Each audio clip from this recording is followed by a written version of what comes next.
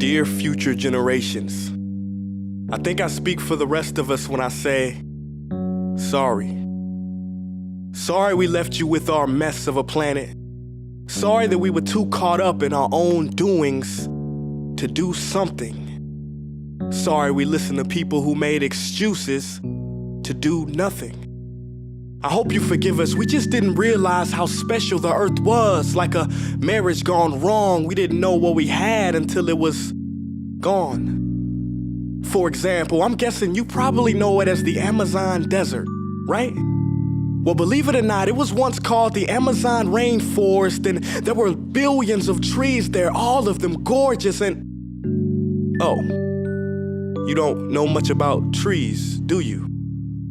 Well, let me tell you, trees are amazing. I mean, we literally breathe the air they are creating. They clean up our pollution, our carbon. They store and purify water, give us medicine that cures our diseases, food that feeds us, which is why I'm so sorry to tell you that we burn them down. Cut them down with brutal machines, horrific, at a rate of 40 football fields every minute. That's 50% of all the trees in the world gone in the last 100 years. Why? For this. And that wouldn't make me so sad if it weren't so many pictures of leaves on it. You know, when I was a child, I read how the Native Americans had such consideration for the planet that they felt responsible for how they left the land for the next 7 generations.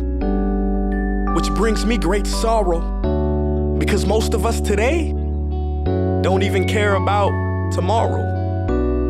So I'm sorry. I'm sorry that we put profit above people, greed above need, the rule of gold above the golden rule. I'm sorry we use nature as a credit card with no spending limit, overdrafting animals to extinction, stealing your chance to ever see their uniqueness or become friends with them. Sorry we poison the ocean so much that you can't even swim in them. But most of all, I'm sorry about our mindset, 'cause we had the nerve to call this destruction progress. Hey Fox News, if you don't think climate change is a threat, I dare you to interview the thousands of homeless people in Bangladesh. See, while you were in your penthouse nestled, their homes were literally washed away beneath their feet due to rising sea levels. And Sarah Palin, you said that you love the smell of fossil fuels. Well, I urge you to talk to the kids of Beijing who are forced to wear pollution masks just to go to school. See, you can ignore this, but the thing about truth is, it can be denied, not avoided. So I'm sorry, future generations. I'm sorry that our footprint became a sinkhole and not a garden. I'm sorry that we paid so much attention to ISIS and very little to how fast the ice is melting in the Arctic. I'm sorry we doomed you, and I'm sorry we couldn't find another planet in time to move to. You know what? Cut the beat. I'm not sorry. This future, I do not accept it, because an error does not become a mistake until you refuse to correct it. We can redirect this. How? Let me suggest that if a farmer sees a tree that is unhealthy, they don't look at the branches to diagnose it, they look at the root.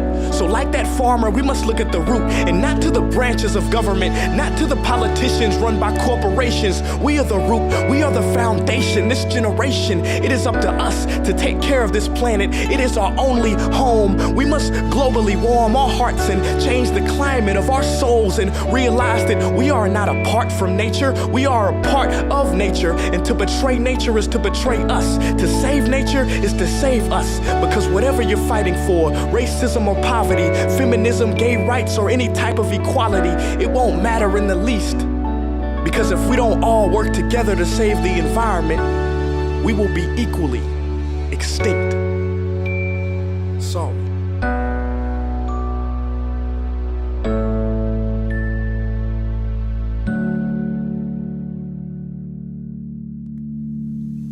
Hey guys, for the past several weeks, I've been here in Africa, the heart of Africa, witnessing the horrific destruction of the rainforest, which inspired me to write this piece. Why are forests being destroyed at such an enormous rate? For this. Today we live in a world where destroying trees makes you money. So what can we, normal people, do about it? One way to directly fight the destruction is to stand for trees. By standing for trees, not only can you save the lives of trees, help forest communities, and protect the rights of animals to live in their homes, but you will also balance the amount of pollution that you yourself give off with your everyday activities, making you a part of the solution and not the problem. This is the option that I chose. But whatever way that you choose to stand for trees, do it. Because a wise man once said, when the rivers are all dried up and the trees cut down, man will then realize that he will not be able to eat money.